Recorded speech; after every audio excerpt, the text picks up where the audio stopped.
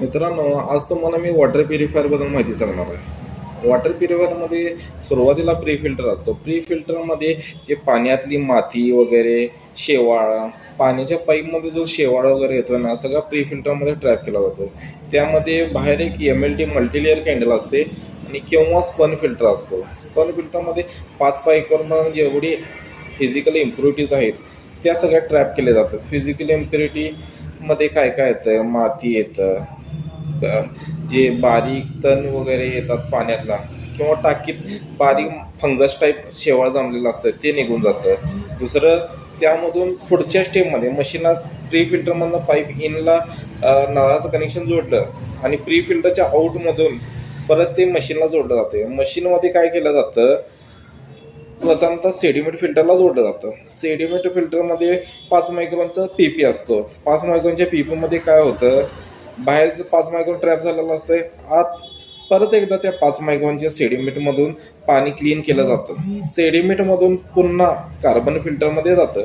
Carbon फिल्टरमध्ये activate carbon असतं, जे सिल्वरली इम्प्रेग्नेटेड असतं आणि तो कार्बन आपल्या भट्टीमध्ये वगैरे ओव्हरहीटला हीट करून त्याला ॲक्टिवेटेड कार्बन केलेला असतो. तो पाण्यातला वास वगैरे सगळं ॲब्झॉर्ब करतो.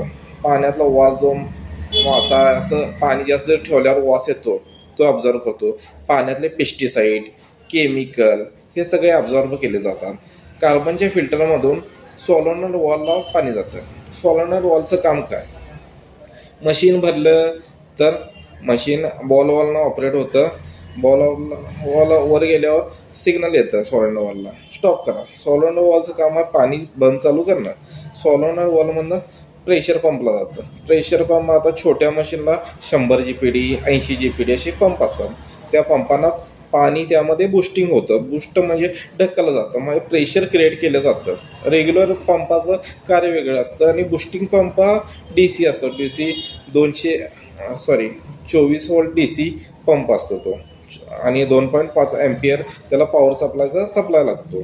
आपला power supply 2.5 ampere 24 volt DC हा तो जो मोटरला पंप असतो त्याला तो सप्लाय प्रोव्हाइड होतो. त्यामधून प्रेशर क्रिएट करून मेम्ब्रेनच्या टॉपला पाणी सप्लाय केलं जातं. त्यामध्ये मेम्ब्रेन जशा टाईप असेल 80-20 किंवा 98% रिजेक्शन टाईप्स आहेत. Different type of the membrane.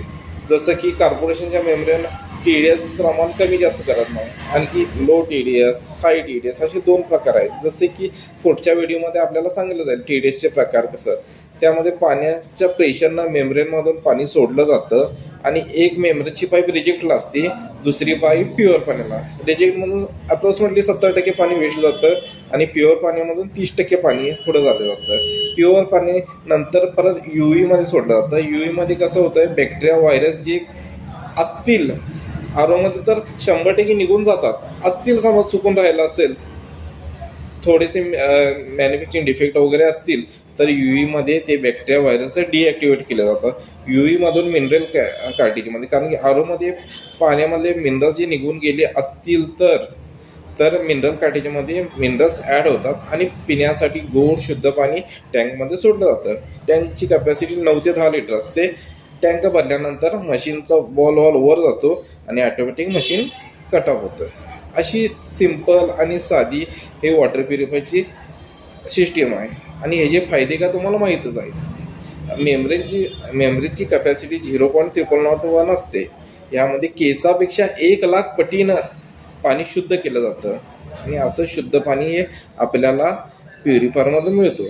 हे पाणी आपल्या नदीच्या पाण्याला जोडू शकतो, बोरच्या पाण्याला जोडू शकतो, विहिरीच्या पाण्यासाठी जोडू शकतो, तलावाच्या पाण्यासाठी. सर्व प्रकारच्या पाण्याला चालणारं हे मशीन RO + UV असतं. फक्त UV घेतला तर कॉर्पोरेशनला पाण्याला चालतं आणि बोरच्या पाण्याला फक्त UV चालत नाही. RO मशीनचं कसं आहे? सगळ्यालाच RO + UV आहे ना, तो नदीच्या पाण्याला, विहिरीच्या पाण्याला, तलावाच्या पाण्याला, प्रत्येक कोणतंही पाणी असून दे त्याला चालतं ते. आणि फक्त UV मशीन घेतलं तर कसं आहे? बॅक्टेरिया, व्हायरस डिॲक्टिवेट केले जातात. ते फक्त नदीच्या पाण्याला चालतं. Okay, thank you friends.